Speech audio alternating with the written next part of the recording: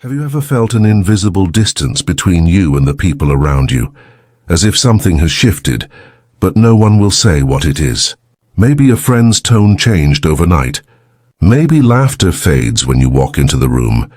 Or maybe for reasons you cannot explain, the air feels heavier in spaces that once felt safe. You tell yourself not to overthink it. But somewhere inside, a quiet part of you whispers, they must have said something. Before we dive in, let us know in the comments where you're watching from. We'd love to see how far this conversation is reaching. There are few things more painful than realizing that your name has become part of someone else's story, not because of what you did, but because of what they need to say to feel better about themselves.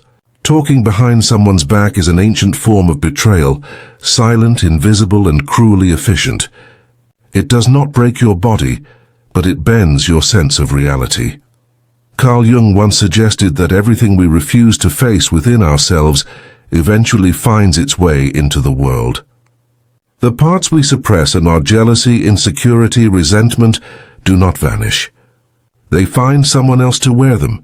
When people speak about you behind your back, they are often speaking about the unhealed parts of themselves. The conversation that should have happened inside them spills outward, staining your reputation in the process. It begins quietly. Someone's opinion of you starts to ripple through a group. A subtle shift in behavior follows. Averted eyes, forced smiles, moments that feel rehearsed. You are left wondering, did I change? Or did they? What you are sensing is not your imagination. It is the social echo of private conversations. Psychologists call this indirect aggression. It is aggression disguised as concern, hostility masked as observation.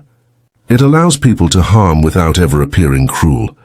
Unlike direct confrontation, which can be resolved, this kind of manipulation lingers in silence. It rewires how others perceive you, and even how you perceive yourself. The first hidden sign that someone is speaking behind your back often appears disguised as kindness, filtered opinions that arrive in the form of helpful feedback. You may hear something like, "People think you come off a bit cold lately," or "Some of the team feel like you take things too seriously." It sounds gentle. It sounds diplomatic. But underneath those words lies something far more insidious. What they are really saying is, I think this about you, but I do not have the courage to own it. By attributing their thoughts to others, they free themselves from accountability. It is not them judging you, it is the group, the people, the consensus. You are left defending yourself against a faceless jury that may not even exist. Jung would have called this projection, the act of unloading what we dislike in ourselves onto someone else. A person uncomfortable with their own controlling tendencies might accuse you of being too dominant. Someone threatened by your confidence may label you arrogant.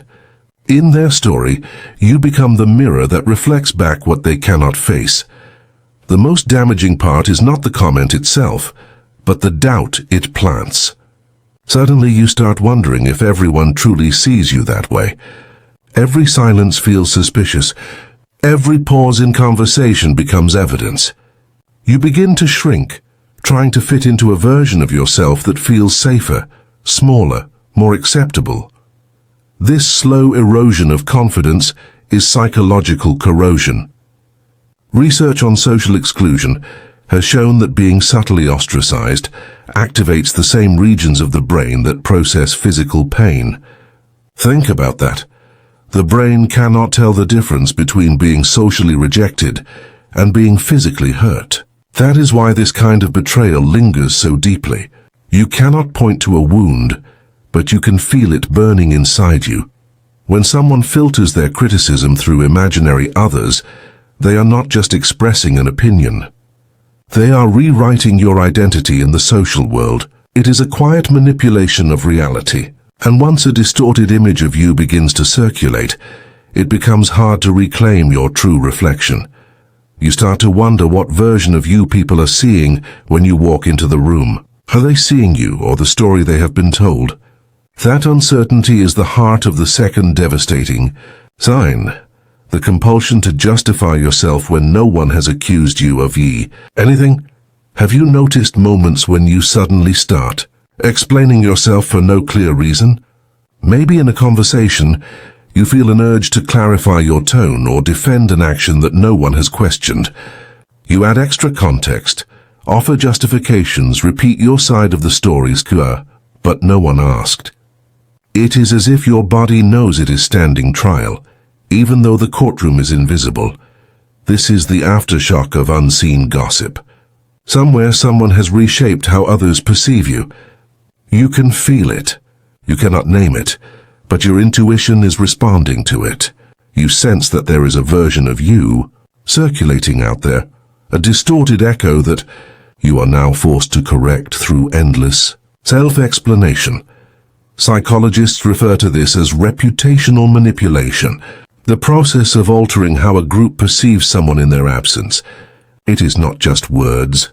It is social architecture. Once a rumor enters a group, it subtly rewires behavior. People may not confront you directly, but they start treating you through the lens of that rumor. It becomes the air between you and them, invisible but inescapable. Jung's concept of the collective unconscious adds a haunting layer to this. Once a false image of you is planted in the group's shared psyche, it starts to live there. People interact with that image as if it were real. You can feel it in their pauses, their politeness, their carefully chosen words. They are responding not to who you are, but to the version of you that someone else has created. Over time, this can make you doubt your own authenticity. You begin to modify your behavior, trying to preempt misunderstandings that have never been voiced. You apologize for things you did not do. You become cautious, guarded, hyper-aware, and in doing so, you slowly lose the ease that once made you feel free. It is like living in a hall of mirrors, every reflection slightly distorted, every image shaped by someone else's shadow. That is the cruel genius of hidden gossip. It forces you to fight battles that you cannot see. The emotional toll is immense. Constantly defending yourself, even subtly, drains your energy and your sense of self. You start performing instead of living. Every interaction becomes a test of perception. Every silence feels like judgment. You begin to live under the weight of other people's imaginations. But here is the truth. What they say about you in your absence reveals more about their own story than yours. When people cannot manage their envy, they disguise it as moral concern. When they fear your strength, they label it arrogance. When they resent your authenticity, they call it selfishness. Behind every whispered sentence is a confession of their own shadow. Unspoken, unhealed, projected outward. Jung believed that the shadow cannot be destroyed or ignored. It must be acknowledged and integrated. The same is true in this kind of social pain. You cannot control what others say in the dark, but you can control how much of your light they get to touch. You can decide whether to shrink in response to their distortion, or to grow so authentically that the rumor can no longer survive in your presence. And yet, the hardest part remains: the silence. Not knowing exactly what was said, not knowing who said it. The invisible doubt that seeps into your friendships, your confidence, your peace. This uncertainty is what psychologists call ambiguous loss, something that has been taken from you without explanation. A sense of safety, of belonging, of being understood. To endure this kind of loss requires strength of a different kind, not the strength to fight, but the strength to stay grounded in who you are, even when others are trying to define you. When you feel the urge to over-explain, pause. Ask yourself, who am I trying to convince? If you are explaining yourself to imaginary critics, you are feeding a shadow that does not belong to you. Let it go. When someone brings you feedback on behalf of unnamed others, look them in the eye and say thank you, but whose opinion is that exactly? Watch how quickly the illusion fades when accountability enters the room. Truth has a way of scattering gossip like light breaks fog. Remember, the people who talk behind your back are revealing two things: what they think of themselves and what they think of you are capable of. They gossip downward to feel taller. They reshape your story because they cannot handle their own. The lesson here is not to harden your heart, but to protect your energy. The world will always have whispers. What matters is the voice you choose to believe. Do not waste your light explaining yourself to those committed to misunderstanding you. There is beauty in restraint. There is power in silence. The most profound form of self-respect is not defending yourself against every shadow. It is standing so firmly in your truth that no distortion can define you. As you move through life, you will encounter people who project their pain onto you, people who misunderstand your intentions, and people who will never admit the harm their words cause. Let them. Your integrity does not need their approval to remain intact. And if you ever find yourself questioning your worth because of what others say in your absence, remember this: their version of you lives only in their mind. It cannot touch who you truly are unless you start believing in their illusion.